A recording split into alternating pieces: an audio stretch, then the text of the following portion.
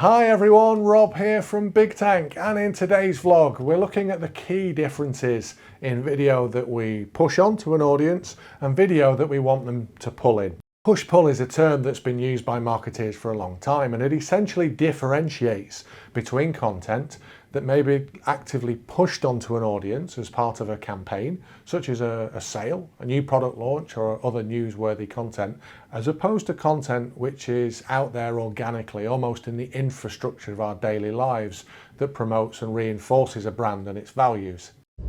Now, in terms of video, we like to think of push-pull as similar, but being the difference between content that is pushed on a viewer, such as in a social media campaign, or content that they'll reach out or pull in to watch, such as click here to view more, or watching a video on a company website. And with the vast majority of projects that we work on, for any given challenge, there's usually two types of content that we'll produce for it. Namely, a hero film, for example, a 2-minute video for a website, and associated social media versions of around 20 seconds. And we do this for two reasons. Social media loves short form content. Just try posting a 2-minute film out of the blue and see how it compares to a 20-second one.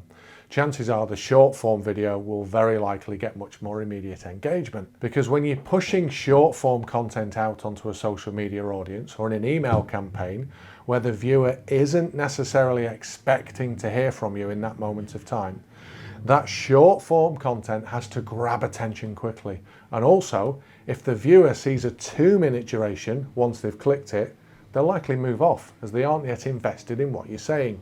However, the magic happens when you do grab attention with that short form and then give the viewer a reason to click a link, to see more, or to hear a full story. As soon as the viewer is then reaching into your ecosystem or your content and pulling in media to see more, you've crossed over a very magical bridge, as anyone who's pulling in your content will most likely be in the mindset that they want to know more about your message, want to know more about your product and you as a company. And in effect, they're more engaged as they're now watching on their terms rather than having content thrust upon them. In other words, attract people's attention by pushing brilliant short-form social media content on them, but make it compelling and engaging enough that they want to pull in the longer-form content that sits on your website to find out more. If you get that right, the results absolutely speak for themselves. As ever, guys, if you have any questions about the best way to utilize video effectively, please do ask away in the comments. Thanks so much for watching, and as ever, wherever you are in the world, stay safe, and I hope you have a brilliant day.